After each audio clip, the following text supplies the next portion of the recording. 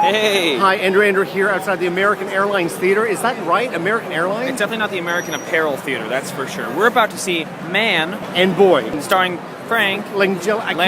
How do you say his name? Angelina Jolie, Frank Jolie. He was Dracula, and he was also Nixon in Frost Nixon. It's about a scheming financier during the Great Depression. So I think it may have some eerie correlations to what's going on right now.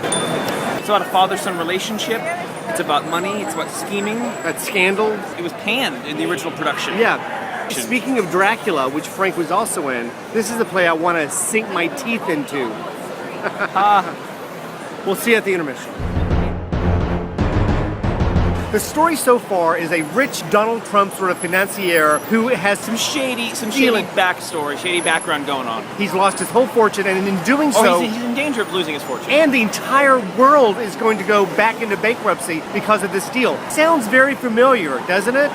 He shows up at his son's Greenwich Village apartment, sons, who hasn't seen in 10 years, 5 years, to hold a meeting to hopefully salvage a deal that will save his company and by extension the nation. The world. It started off slow. It was very dense. It was very stodgy. Old-timey. Like once Frank takes the stage.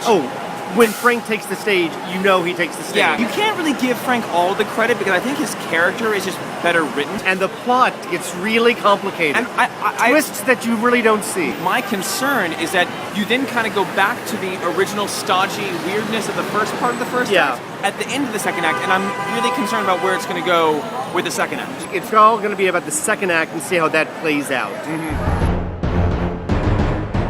Just got out of the show. Can't really talk too much about what happened because it is a spoiler alert. We don't want to ruin anything for you. I understand why this flopped.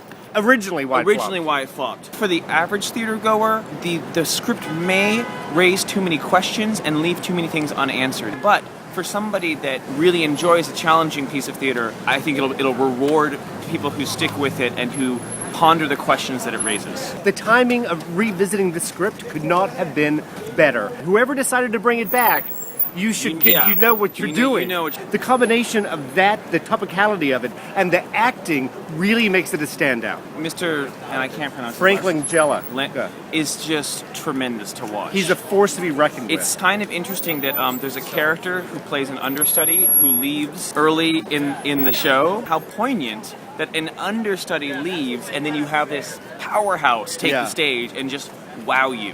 Whoever's doing the subway noises, the first one, I thought there was an actual subway going on. The sound design was outstanding. Subtle, but perfect. The show has its own logic that may be deemed illogical. Anyways, I say green light.